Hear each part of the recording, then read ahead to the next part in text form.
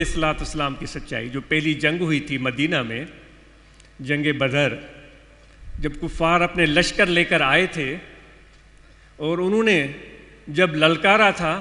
تو اور بھی انصاری بھی موجود تھے، جو مہاجرین بھی موجود تھے، بڑے بڑے جان باز بھی موجود تھے۔ آپ مزید پڑھیے گا، اگر میں غلط ہوں تو مجھے ضرور درست کیجیے گا۔ تو آپ صلی اللہ علیہ وآلہ وسلم نے اپنے چچا یا اپنے بھتیجے کو میدان میں اتارا تھا، جنہوں نے اس لڑائی کا آغاز کیا تھا۔ یہ بھی سچائی ہے۔ ہم جیسے ملا مولوی، ہم اوروں کو تبلیغ کر کے گرما دیتے ہیں، پھر وہ اٹھتے ہیں، کچھ کام کر گزرتے ہیں، ہم پتلی گلی سے پیچھے بھاگ جاتے ہیں۔ پہلے تو کسی بھی انسان کی ملکیت کو، اس کے مال کو، اس کے اسباب کو، سامان کو نقصان پہنچانا یہ انتہائی ناپسندیدہ بات ہے۔ اور پھر اس طرح کی صورتحال پیدا کرنا کہ کوئی بیمار اسپتال تک نہ پہنچ سکے، کوئی مزدور دہاڑی دار اپنے کام کے لیے نہ نکل سکے، اور اس کے بچے بھوکے ہوں۔ غالباً آپ نے سنا ہوگا، اگر میں غلط ہوں تو مجھے درست کہیے گا، حضور علیہ السلام نے فرمایا کہ وہ مومن نہیں ہو سکتا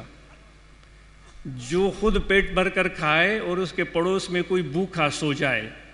اب میں کوئی ایسی حرکت کروں کہ وہ سارا علاقہ بند ہو جائے اور وہ بیچارے گھر سے بھی نہ نکل سکیں، کوئی کام بھی نہ کر سکیں، کوئی روزگار بھی نہ کر سکیں، ان کے بچے بھوک سے بلک رہے ہوں، تو یہ میرا عمل کیا کہلائے گا؟ حضور فرماتے ہیں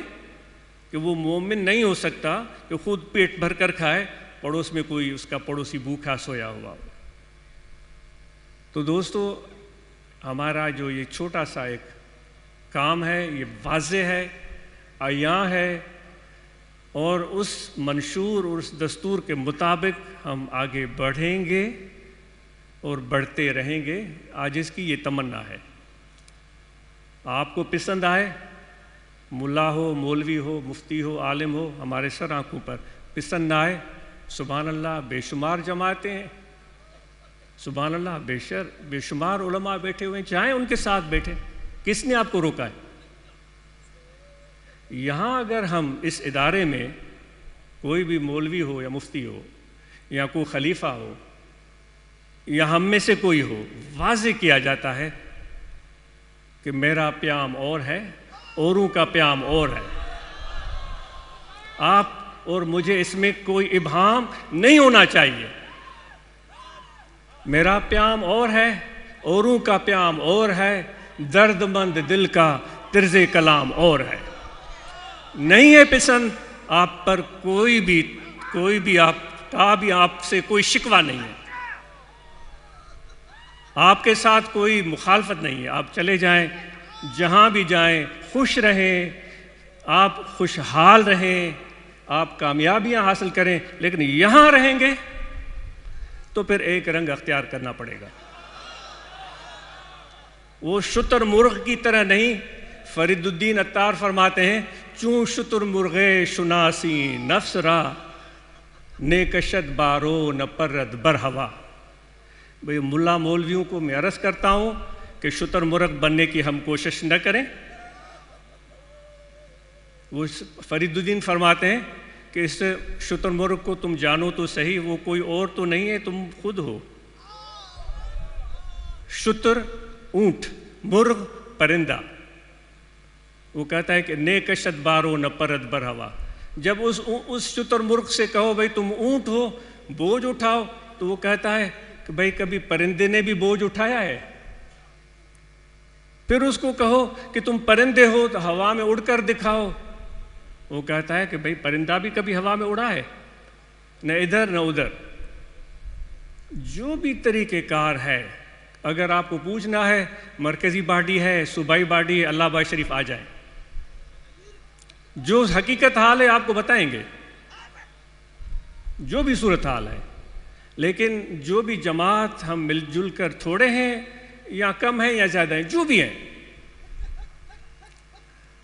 ہم انشاءاللہ یہ سچ کی تلاش اور سچ کو ماننا، قبول کرنا اور مخلوق خدائی کی بھلائی چاہنا، ان کی کامیابی اور فلاح کے لیے رات دن کوشش کرنا، یہ ہماری ذمہ داری بنتی ہے۔ تو بہرحال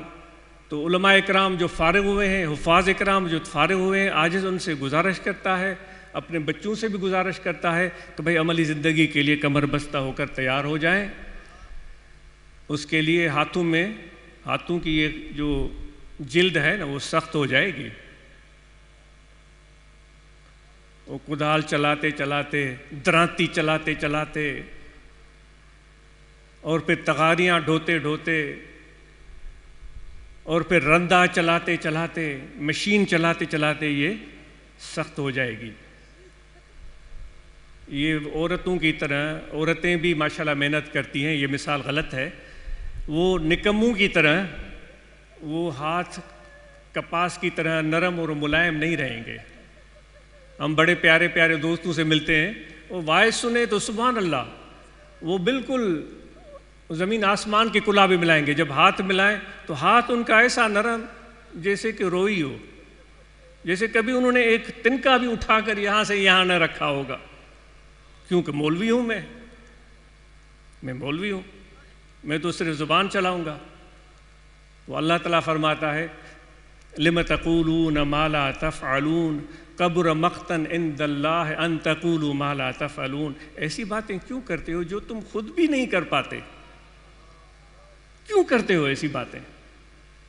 اور پھر وہ فرماتا ہے یہ تو بہت بڑا گناہ ہے کہ ایسی بات کہو جو تم خود بھی نہیں کرتے ہو۔ تو دوستو، عاجز سے بھی بہت غلطیاں سرزد ہوتی ہیں، بہت کوتاہیاں سرزد ہوتی ہیں، جس پر مجھے شرمندگی ہے، اور انشاءاللہ عاجز کوشش کرے گا اپنے آپ کو اور دوستوں کی صحبت میں بیٹھ کر ٹھیک کرنے کی، کہ ہم بہتر بنیں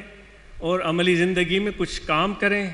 محنت کریں۔ خصوصاً آج جو اتنے حفاظ اور علماء تیار ہوئے ہیں، تو عاجز کی تمنا ہے کہ جب دوبارہ ہم یہاں آئیں تو ہمیں بتایا جائے کہ علماء حفاظ آج کل کیا کر رہے ہیں۔ عاجز نے یہ بھی عرض کیا کہ آپ نقش بندی سلسلے سے تعلق رکھتے ہیں، جس میں کام ہی یہ کہا جاتا ہے پہلے کام کرو پھر ذکر کرو، دست بکار دل بیار۔ امید ہے کہ یہ بچے ہمارے کام کرنے سے نہیں کترائیں گے، محنت کوئی ہنر سیکھیں گے، اور پھر اپنے بچے، اپنے گھر، ان کو اچھی طرح سے سنبھالیں گے، تعلیم تربیت اچھی دیں گے، اور پھر لوگوں کے لیے ایک مثال، اچھا مثال بن کر آگے بڑھیں گے۔ یہ حضور علیہ الصلوۃ والسلام کی شفقت کا ہاتھ ان پر ہوگا۔ ایسا نہ ہو دوستو کہ روز قیامت ہم حضور علیہ الصلوۃ والسلام کی بارگاہ میں کھڑے ہوں اور وہ ہمیں دیکھ کر فرمائیں کہ جو تم باتیں لوگوں کو کہتے رہے اس میں تو میری امت کا کوئی فائدہ تھا نہیں، تم کیا کرتے رہے؟ کتنے لوگوں کو تکلیف پہنچی، کتنے لوگوں کی زندگی مشکل بن گئی، کتنے لوگوں کے بچے یتیم ہو گئے، اور کتنے لوگوں کی نقصانات ہو گئے۔ ہم حضور فرماتے ہیں میری امت کو، آپ علماء سے ہی سنا ہے، کانٹا بھی چبھے تو مجھے، آپ نے سنا ہے مدینہ منورہ میں فرمایا کہ اگر کانٹا بھی چبھے تو مجھے تکلیف ہوتی ہے۔ تو امید ہے کہ ہم اس پیغام کو سمجھنے کی کوشش کریں گے، اور آخر میں طریق ذکر عرض کر کے اب بڑی خوشی بھی ہوئی، اتنی کثیر تعداد میں، کوئی 3-4 سال کے شاید تعداد میں بچے ہوں گے فارغ ہوئے ہیں واللہ عالم، یا 1 سال کے ہوں گے، اور مجھے امید ہے، آج تمنا کرتا ہے، میری خواہش ہے، اگرچہ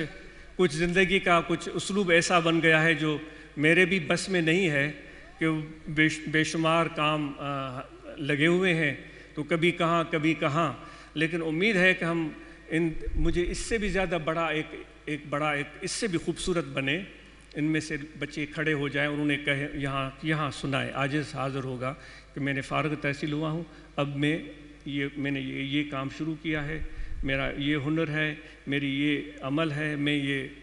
کام کرتا ہوں، کاروبار کرتا ہوں، زراعت کرتا ہوں، ہنرمند ہوں، اور پھر میں تبلیغ بھی، مسجد میں نماز بھی پڑھاتا ہوں، لیکن اس طرح نماز پڑھاتا ہوں جس طرح حضور علیہ الصلوۃ والسلام پڑھاتے تھے، کہ وہ کسی سے ایک پائی کی تمنا نہیں رکھتے تھے، کسی سے، اللہ تعالیٰ کے حبیب نے فرمایا نا کہ مجھے ان اجریہ الا علی اللہ رب العالمین، میرا آپ پر کوئی عوض میں نہیں طلب